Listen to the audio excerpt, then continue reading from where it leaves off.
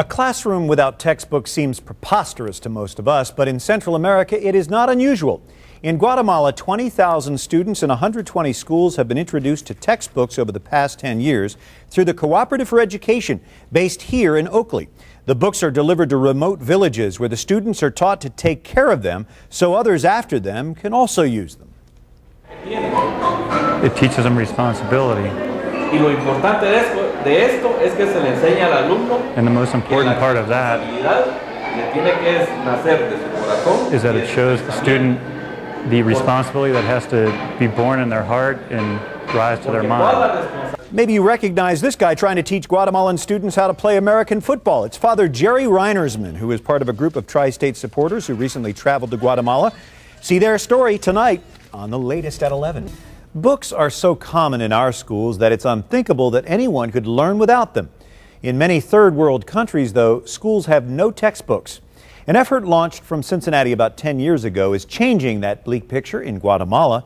I traveled with the Cooperative for Education, based in Oakley, on a book delivery tour to Guatemala last month.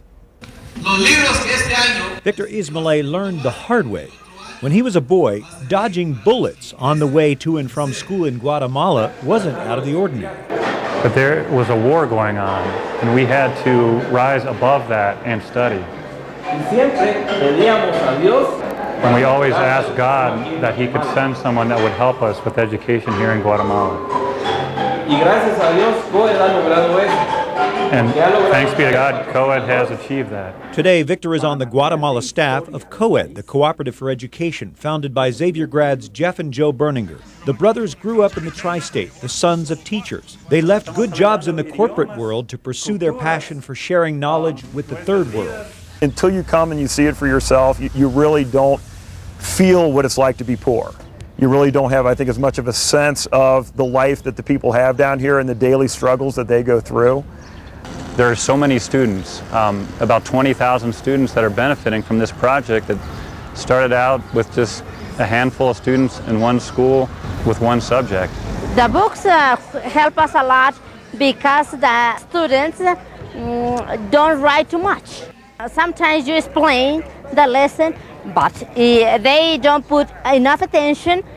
They're on their way to improving with the books that we provide. The simple fact that someone is caring about them, paying attention to them, really brings about a change in the student. And the student learns responsibility, discipline. COED, it is fruitful in that it is planting seeds. It's bringing forth a fruit that will also provide a seed. And that fruit is the education of these young people, but also it provides the seed for the next generation of appreciation for education. We have come here maybe as strangers, but we leave as brothers and sisters of the people of Guatemala. Muchas gracias. Thank you. The Cooperative for Education has been so successful with textbooks, the best performing schools in its system are now receiving computer labs and libraries.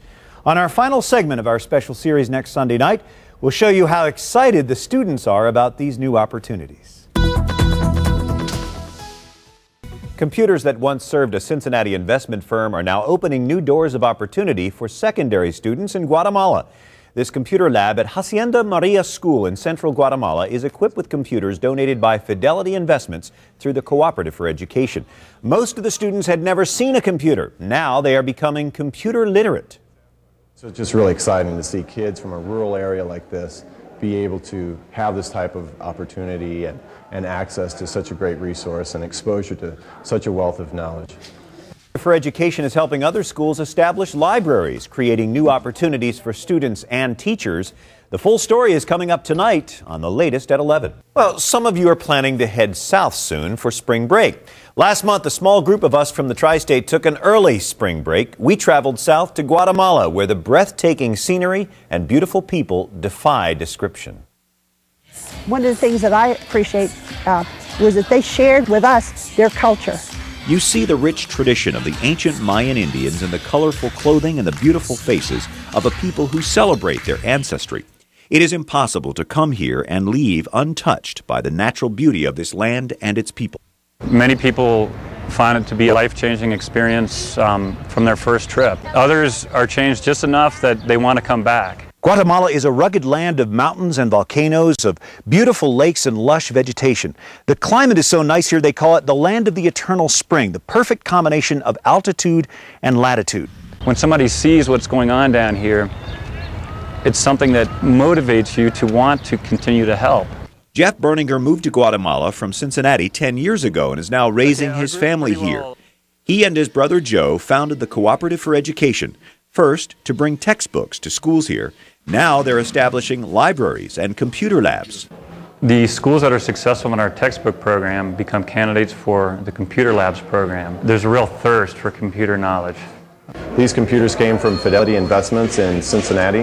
When Fidelity recently upgraded its system, more than 100 used computers were donated to COED and shipped to Guatemala, where they're now opening doors for secondary students. It's interactive for them, it's fun, and at the same time they're learning a lot. They're exposed to all kinds of knowledge through the encyclopedia and eventually the internet.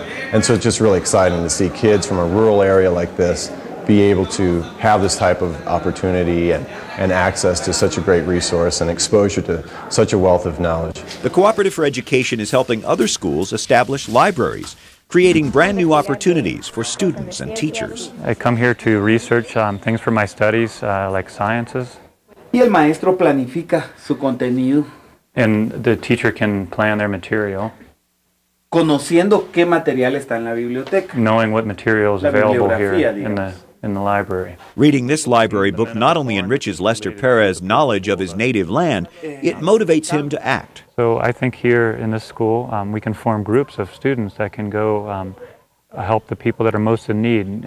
When the community and the students feel that they're cared about and being paid attention to, and that someone from outside cares about their education, it creates an excitement in that community and an excitement toward education, toward development. I've always thought that a key aspect of our mission down here is to simply build bridges between people in the States and people in Guatemala, and then step back and everything else just happens from there. This group is going to sponsor a school. We're walking away from this experience ready to take on an even greater commitment. An awesome group of people, many of them your friends and neighbors. They've already raised $2,000 to sponsor a school for textbooks.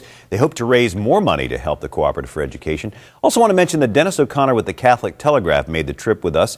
He will feature a special report in this week's paper. It comes out on Friday. And the weather in Guatemala was very nice.